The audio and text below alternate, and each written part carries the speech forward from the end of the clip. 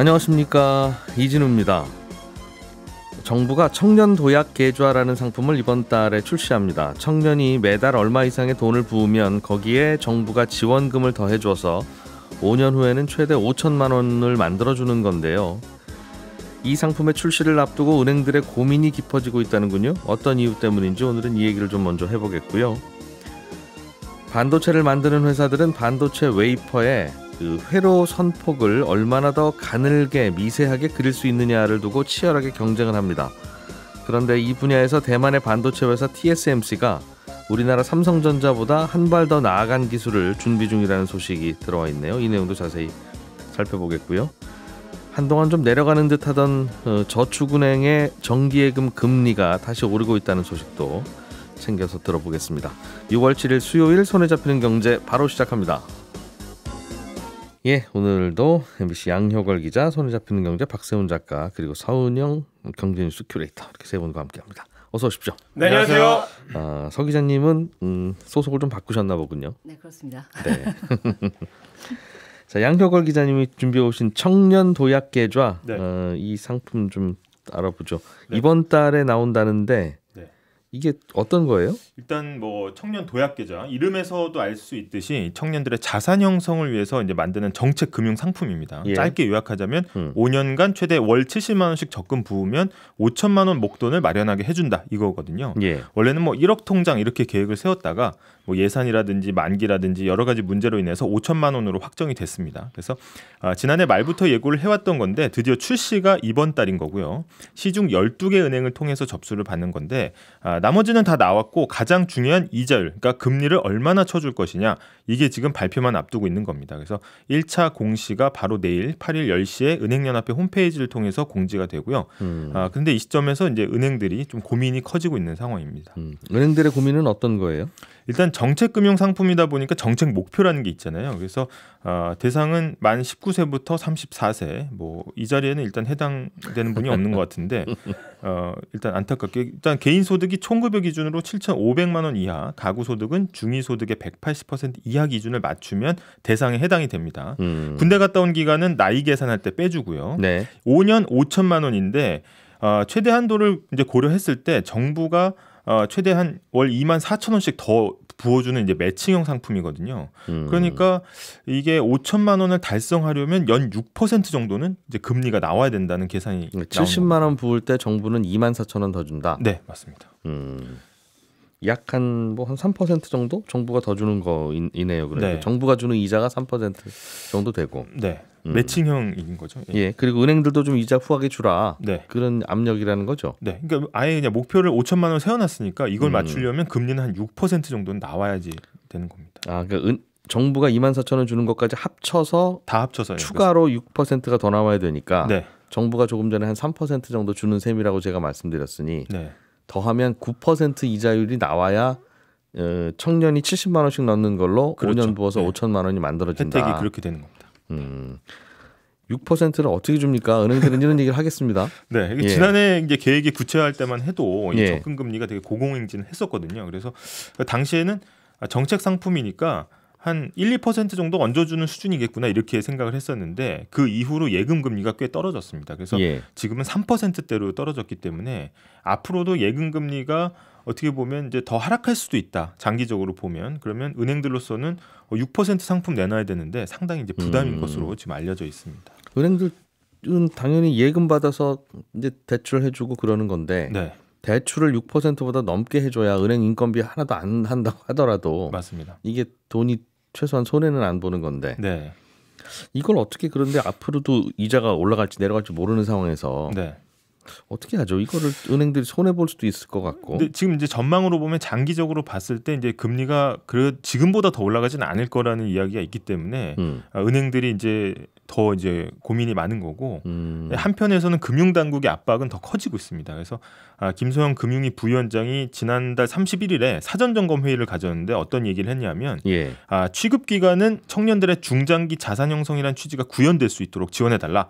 당장 수익성보다는 미래 고객을 확보한다는 측면, 그러니까 미래 세대에 대한 사회적 책임을 다한다는 측면을 고려해야 된다. 이렇게 당부했습니다. 공공기관으로 생각하라 이거죠. 은행 스스로가. 한마디로 이야기하면 손해 보더라도 정책 취지에 알아서 맞추라는 의미로 읽힙니다. 그래서 게다가 이 상품이 가입 첫 3년이 고정금리로 적용하도록 돼 있거든요. 그러니까 지금은 사실 코로나로 풀린 유동성 흡수하기 위해서 작년에 금리를 가파르게 올렸던 시기임을 좀 감안해 보면 물가만 잡히면 금리는 또 제자리로 돌아갈 수도 있거든요. 그런데 일단 3년 금리로 묶어둔다는 거는 어떻게 보면 은행이 고민이라는 건 소비자 입장에서는 굉장히 좋은 기회인 거죠. 그래서 6%대 금리로 3년 고정이면 지금 상황에서는 괜찮은 겁니다. 또 만약에 6%대 상품이 출시가 됐는데 예상 외로 큰 인기를 끈다고 하면 다른 방향으로도 불똥이 튈 수가 있거든요. 그래서 6%대 적금을 받는다는 거는 아까 말씀하셨듯이 은행 입장에서는 자금 조달을 6%로 해온다는 건데 그러면 월 단위로 산정하는 이제 신규 코픽스 금리가 상승 압력을 받을 수가 있고요. 그러면 장기적으로 신잔해 코픽스도 상승하면 대출 금리가 따라서 오를 가능성도 있습니다. 결국 이 높은 대출 금리로 이 조달 비용을 상쇄하게 될 가능성도 있다. 이런 얘기도 나오고 있습니다. 그러면 변동금리로 대출 받은 분들의 이자도 갑자기 어느 달 막 튀어올라서 아니, 요즘 왜 이런 거야? 그러면 청년 도약 계좌 때문입니다. 그런 설명이 될 수 있다는 거죠. 네, 이게 예상 외로 흥행을 거뒀을 경우에 그렇게 될 수가 있습니다. 대상 청년들은 안 하면 손해인 상품인데 맞습니다. 좀 이상한 상품 같기는 하지만 몇 명 정도 가입할 걸로 보여지는 거예요? 일단 금융당국은 청년 계좌 출시 초기에 청년이 한 300만 명 정도 가입할 것으로 일단 예상을 하고 있거든요. 근데 지금처럼 예적금 금리가 다른 은행에서 이제 내려가고 있는 상황에서는 흥행 결과는 또 예상하고 달라질 수가 있습니다. 그러니까 시중 은행들 사이에서는 금융당국 눈치는 또 봐야겠고 그러자니 6% 후한 금리를 설정은 해야 되는데 그랬다가 자기네 창구로 가입자가 몰리면 또 역마진이 날 수가 있고 그래서 어떻게 보면 이게 복잡한 또 함수로 금리를 결정해야 되는 건데 작은 규모가 아니네요. 1년에 한 1,000만 원 정도 붙는 건데 300만 명이 가입하면 이것만 계산해도 30조 원이잖아요. 맞습니다. 연말 되면. 이게 평단으로는 자사 창구에 몰렸을 경우에는 어떻게든 좀 피하고 싶은 약간 복합적인 방식. 그렇기도 하겠네요. 우리 은행에 안 와서 줬으면 좋겠다 이건. 뭐 제가 그렇게 얘기할 수는 없습니다만 은행들 마음은 은행들 마음은 그럴 수 있다는 겁니다. 그럼 차라리 그냥 금리를 정해달라. 이렇게 해라. 정해주면 좋은데 또 일률적으로 다 같이 정하면 담합 이슈도 있기 때문에 눈치껏 알아서 잘하라는 게 이제 정부의 생각인 것 같고 금융당국에서는 자율적으로 정리하라는 입장이고요. 그래서 시중은행들이 쳐다본 은행이 한 군데가 있습니다. 이 기업은행인데 청년 도약 계좌가 정책금융 상품이다 보니까 국책은행인 기업은행이 정하는 금리가 이 금융당국의 분위기를 좀 살릴 수 있는 바로미터가 아니겠느냐 이렇게 좀 보고 있는 거고 기업은행은 이제 기본금리 4에서 4.5%에 추가 우대금리를 적용해서 한 연 6%대 안팎의 상품을 고민 중인 것으로 이제 전해졌습니다. 그래서 일단 내일 10시에 1차 금리 공시가 있고요. 그다음에 금리가 이게 제대로 산정이 됐는지 여론은 좀 어떤지 반응을 봐서 12일에 최종 금리를 공개할 예정입니다. 이야, 이거 저희가 기업은행 가서 가입하시면 됩니다라고 홍보하는 순간 기업은행에서는 손에 잡히는 경제가 좀 원망스러운. 이게 뭐 청년들 입장에서는 있으면 좋은 건데 있으면 좋고 이런 거 해주면 좋은데 누구 돈으로 할 거냐가 결국은 문제인 거고. 맞습니다. 이 청년들의 자산 형성을 위해서는 사실 꾸준히 돈을 모으는 게 좋은데요.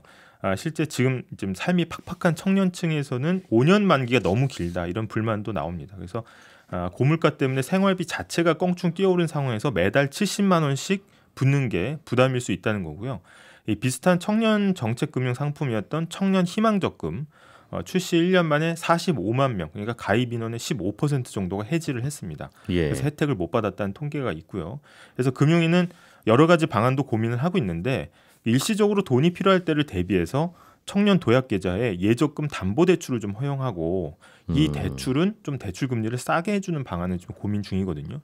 또 일각에서는 뭐 마이너스 통장도 가능하도록 해줘야 되는 거 아니냐 이런 게 있는데 아직 뭐 검토 중인 거는 아니라고 밝혔습니다. 그래서 일단 금리가 공개돼 봐야 정확히 알 수 있겠지만 만기에 돈을 찾을 때 이자 소득세도 면제가 되거든요. 그래서 각종 혜택이 있어서 일단 청년층에서는 눈여겨볼 만한 상품입니다. 대충 계산해 보니까 1년에 1인당 한 100만 원 남짓 정도를 그냥 더 얹어주는 청년이라는 맞습니다. 이유로 그냥 정부가 주든 은행이 주든 그냥 주는 그런 개념인데 한 300만 명이 가입한다고 가정하면 연간 3조 원, 네. 5년이면 15조 정도를 그냥 청년 주는 거예요. 네. 더 주면 좋긴 하겠죠. 사실은 그렇긴 한데 네. 이걸 자꾸 은행들한테서 그 법에도 없는 방식으로 네. 이렇게 하다 보면 돈 나올 곳이 없는 건 고민은 이해는 되는데 네. 그러면 나중에 은행들이 또 편법적인 불법적인 일을 뭐 이런 걸 할 때도 은행들을 비난할 수가 없게 되지 않습니까? 네. 걸핏하면 정부에서 옆구리 찔러서 이런 식으로 가져가는데 네. 그럼 우리도 주주들이 있고 사기업인데 이런 뭐 어떻게 하라는 말이냐? 네. 그러니까 우리가 상속세율 너무 높다 보니까 재벌들이 편법 상속하는 거에 대해서 아유 저럴 수도 있겠다 하는 여론이 생기는 거잖아요. 똑같은 거라서 이게 안 중요한 이슈는 아닌 것 같은데. 네. 이 금리가 이게 아예 5천만 원을 정해놓고 가다 보니까 금리 변동에 따라서 이런 상징적으로 5천만 원 맞추고 싶은 거. 네, 그 제목을 때문에 하다 보니까 이런 상황이 나오고 있는 것 같습니다. 그러게요. 됐으면 좋겠는데 과정은 걱정스럽다. 네. 그리고 잘못하면 이게 불똥이 여기저기로 좀 틀 수도 있겠다는 생각이 드네요. 자, 서은영 큐레이터께서 준비해 오신 소식도 들어보죠. TSMC. 네. 요 회사는 우리나라 회사였으면 참 좋겠다는 생각이. 참, 네. 내 거였으면 좋았겠지만 예. 남의 거라 배가 아픈. 네. 참 잘하는 회사인 것 같기도 하고. 네. 반도체 만들어주는 생산 대행업체인데 네. 세상에 이런 반도체를 여기는 어떻게 만드는 거야 하고 깜짝 놀랄 만한 기술들을 많이 갖고 있다고 한다는 거죠. 네, 그렇습니다. 2나노 공정 시범 생산 준비에 착수했다는데 올해부터 시범 생산이라고요? 당장 생산을 시작하겠다는 뉴스는 아니긴 한데요. 예. 일단 애플이나 엔비디아 같은 고객사를 확보해서 이제 함께 연구 개발도 진행하겠다. 그러면서 이제 시범 생산 준비 작업을 시작을 한 거다. 이런 뉴스가 이제 대만 현지에서 나오는 겁니다. 이르면 이제 올해 좀 말부터도 좀 아주 소량이지만 시범 생산 시작을 할 수 있다라는 뉴스도 좀 있던데요. TSMC가 당초 발표했던 이 기술 로드맵을 보면 내년 시범 생산을 하고 2025년부터 2나노 제품 양산하는 게 목표거든요. 예. 사실 삼성전자도 똑같긴 한데 이미 지금 TSMC 같은 경우에는 지난해 말에 공장 부지 확보해서 2나노 공장 생산 설비 건설하고 있긴 합니다. 지금 삼성전자 같은 경우에도 비슷한 시기로 지금 준비를 하고 있다고는 하지만 아직은 그냥 기술 로드맵만 발표하고 구체적인 얘기들은 또 안 나오고 있어서 일단은 지금 시작 지점에서는 TSMC가 좀 치고 나갔다 이런 얘기가 나오는 겁니다. 2나노 공정이라고 하면 뭘 2나노 공정이라고 하죠? 일단 이 반도체 공정이라는 건요. 회로의 선폭을 좁히고 이 반도체 소자의 크기를 줄이는 방식으로 이제 기술 발전이 이루어지거든요. 근데 이 나노라는 게 뭐냐? 이제 이 반도체 회로 선폭을 의미합니다. 그래서 이 정확하게는 나노미터 단위를 얘기하는 건데요. 10억 분의 1미터 크기. 정말 안 와닿죠? 이 머리카락 굵기의 10만 분의 1이 1나노미터라고 하거든요. 그러니까 그냥 아주 작다. 아주 초미세한 크기다. 이렇게 생각하시면 될 것 같아요. 예. 반도체는 이 기판 위에다가 전류가 흐르는 회로를 쫙 이렇게 새겨가지고 예. 이렇게 만드는데 회로 선폭을 좁히면 반도체 소자를 더 많이 넣을 수가 있으니까 같은 전력을 써도 더 많은 데이터 더 빠르게 처리할 수 있고요.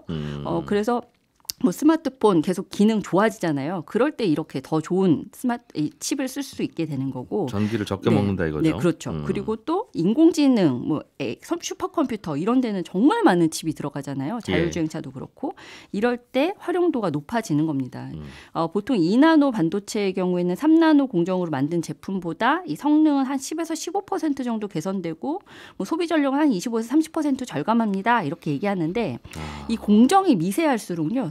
이 기술 난도가 당연히 올라가겠죠. 만들기 정말 어려워지고요. 예. 생산 비용은요. 이 3나노일 때보다 2나노 제품 생산할 때 비용이 한 2배 정도 올라간다고 합니다.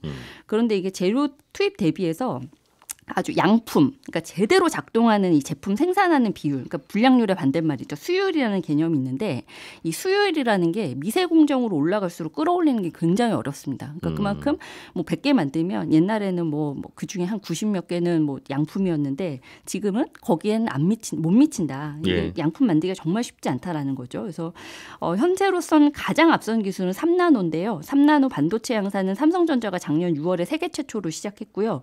TSMC가 같은 해 12월부터 양산 시작했습니다. 그리고 두 회사 모두 아까 말씀드렸듯이 2025년에 2나노 반도체 양산하겠다 이렇게 목표를 내세우고 있고요. 지금 전 세계에서 반도체 만들어주는 납품하는 회사가 TSMC가 넘버원이고 그렇죠. 삼성전자가 이 시장 좀 뺏어가 보려고 노력을 하고 있는데 그렇죠. 네. 그럼 결국 두 기업의 싸움이라고 볼 수 있겠는데 이나노 공정에서도 그렇습니까? 네, 일단은 그동안 이 5나노 미만, 이 초정밀 공정에서는 이 TSMC와 삼성전자만 계속 주력을 하고 있었고 실제로 예. 이 두 회사만 좀 기술을 가지고 있었습니다. 근데 현재로서는 뭐 당연히 두 회사가 유리한 고지를 점하고는 있겠죠. 그런데 이게 보니까 앞으로 우리가 이제 뭘 먹고 살 거냐, 이 예. 첨단 이 기술들을 보니까 AI 기술이라든지 뭐 슈퍼컴퓨터라든지 자율주행차라든지 이런 것들 봤을 때 이 첨단 반도체를 안 가지고 있으면 이 국가의 산업 경쟁력 자체가 굉장히 위협을 받을 수밖에 없는 상황인 거예요. 그래서 그렇다 보니까 이 초정밀 공정에서 뒤처져 있던 미국이나 일본도 이거 가만히 있으면 안 되겠는데 이 초정밀 반도체 시장 우리도 다시 들어가야겠다, 이 진출해야겠다 이렇게 지금 전략을 다시 짜고 있다라는 거죠. 그래서 구체적으로는 미국의 인텔이 당장 내년 하반기에 2나노 제품 상용화하겠다 이렇게 발표를 했습니다. 예. 그리고 일본에서는 왜 라피더스라는 회사 요즘 뉴스에서 많이 보실 텐데 이 회사가 뭐냐면 일본이 이제 반도체 다시 우리 반도체 강국으로 다시 일어서자. 다시 네, 이렇게 예. 하면서 소니, 뭐 도요타, 키옥시아 같은 주요 8개 기업으로 연합체를 꾸린 거거든요. 이 회사 같은 경우에도 최근에 미국 IBM과 손을 잡고 다시 우리도 한번 이 첨단 반도체 한번 만들어 보겠다라고 선포를 한 상태입니다. 그래서 현재로서는 이 반도체 위탁 생산 파운드리 시장에서 이 대만과 한국이 경쟁하는 구도긴 한데 이렇게 되면 2025년에는 대만, 한국, 미국 이렇게 3강 체제, 2027년에는 일본까지 더해서 4강 체제가 될 것이다. 이런 전망도 나오거든요. 근데 다만 일본 같은 경우에는 지금 반도체 기술 수준이 범용 제품급에 해당하는 이 40나노 정도라고 하거든요. 우리가 지금 2나노 얘기하는데 40나노 하니까 굉장히 이제 숫자가 크게 느껴지잖아요. 근데 네. 이게 숫자가 적을수록 첨단인데 그래서 IBM에서 주요 기술 이전 받는다고는 하지만 과연 단기간에 기술 격차 좁힐 수 있겠느냐, 인력 문제라든지 이런 것들을 이렇게 해결할 수 있겠느냐 이런 예. 게 좀 관건으로 꼽히긴 합니다. 그렇게 세상에 더 미세한 반도체가 왜 필요하겠어라는 생각은 매년 들고 있는데 네. 나오는 제품들 보면 네. 엊그젠가요? 애플에서 네, 그렇죠. 스키 고글처럼 생긴 그렇습니다. 거 그거 네, 쓰고 네. 있으면 뭐 온 세상이 다 화면으로 맞아요. 보이고 네, 근데 그거 하다 보면 야 이거 배터리도 많이 들겠고 맞습니다. 처리할 그 용량도 많을 텐데 그럼 또 첨단 반도체 당연히 필요하고 맞습니다. 배터리 용량 오래 가려면 또 말씀하신 대로 미세 공정으로 해야 된다면서요. 작게 또 수요가 있을 것 같은데 어쨌든 우리는 삼성전자가 여기서 잘 해줘야 또 우리도 수출도 잘 되고 할 텐데 이거는 쉽지는 않을 것 같기는 해요. 네, 예. 우리는 이런 뉴스 나오면 이제 삼성전자 걱정이 많이 되죠. 근데 지금 일단 뭐 경쟁이 치열해진 건 맞지만 현재로서는 여전히 TSMC와 삼성이 선두에서 이제 경쟁을 벌이고 있는 상황이긴 하거든요. 근데 게다가 이 첨단 공정일수록 시범 생산 그리고 상용화에 이르기까지 기술적으로 해결될 문제들이 굉장히 많습니다. 그래서 목표한 일정대로 안 되는 경우도 수두룩하거든요. 이렇게 가령 이 3나노 공정 개발 때도 TSMC가 양산 일정을 미룬 적이 있어요. 그래서 이게 먼저 출발점에서 좀 치고 나갈 수 있어도 정말 예. 나중에 결과는 아무도 모른다라는 거고요. 일단 지금 삼성과 TSMC 모두 2나노 공정 연구 개발에도 속도를 내야겠지만 지금 당장 3나노 공정을 고도화하는 것도 중요한 과제입니다. 그래서 삼성은 내년에 이제 3나노 2세대 출시 목표로 하고 있는데 계속 좀 흘러나오는 소문이 3나노 상용화는 TSMC보다 빨랐는데 수율은 오히려 더 낮다. 그리고 좀 고객사 선점에서도 조금 뒤처졌다. 그래서 이런 경쟁에서 좀 어느 정도 이게 시장 점유율을 가져오려면 보완이 필요하다라는 얘기들이 나옵니다. 그러게요. 이게 사업 구도로만 봐도 애플 같은 경우에 칩을 만들 때 TSMC에다 맡길 거냐 삼성전자한테 네. 맡길 거냐 둘 다 똑같은 실력이라고 하더라도 TSMC로 간다는 이유가 삼성전자한테는 맡겼다가 기술 유출. 이 칩 가지고 삼성전자도 고글 같은 거 만들면 어떡하냐. 네, 그런 우려가 분명히 있죠. 네. TSMC는 완전히 만들어주고 우리는 딴 건 안 해요인데 삼성은 이것도 하고 저것도 하니까 네. 못 믿겠다 하는 그런 비즈니스 할 때는 또 그런 좀 불리한 구도도 있는 듯 하더군요. 알겠습니다. 박 작가님, 저축은행의 예금 금리가 또 올라가고 있다는 소식이네요. 그렇습니다. 예금 생각하는 분들 입장에서는 금리 많이 준다고 하니까 그래 할 수도 있는 소식인데요. 반가운 분들도 있고. 물론 넣을 돈이 없다는 건 고민이지만요.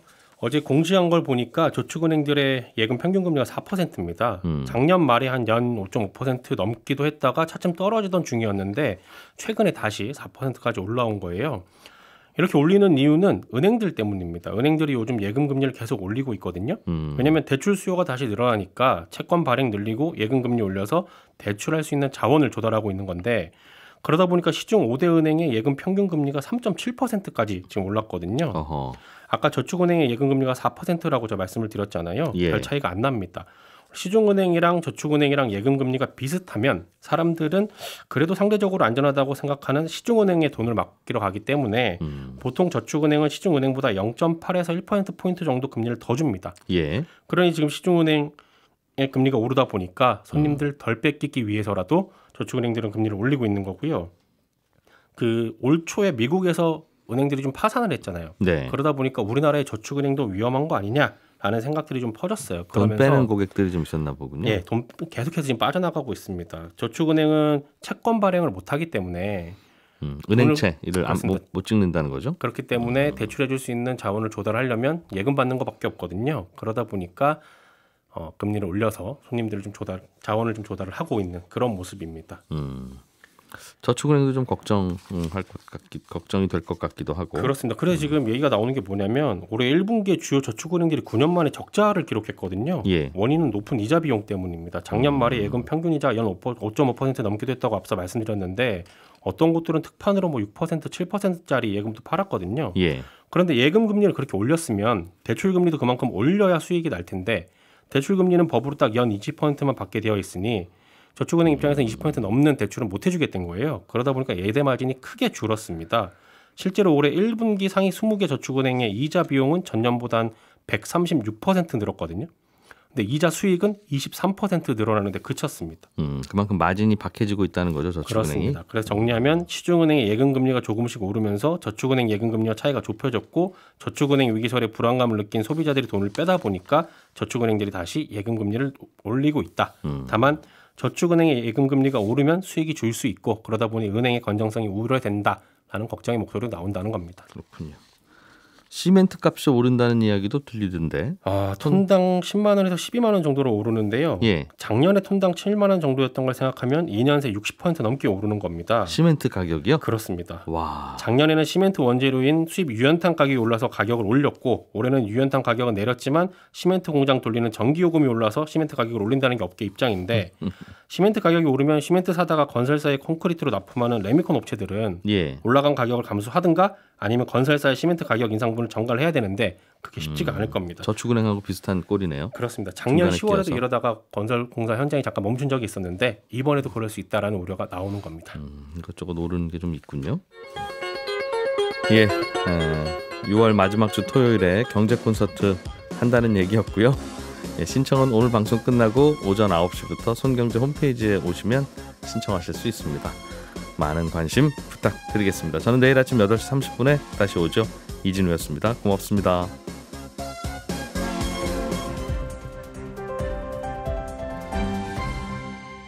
경제를 생각하는 사람들의 즐거운 습관. 이진우의 손에 잡히는 경제.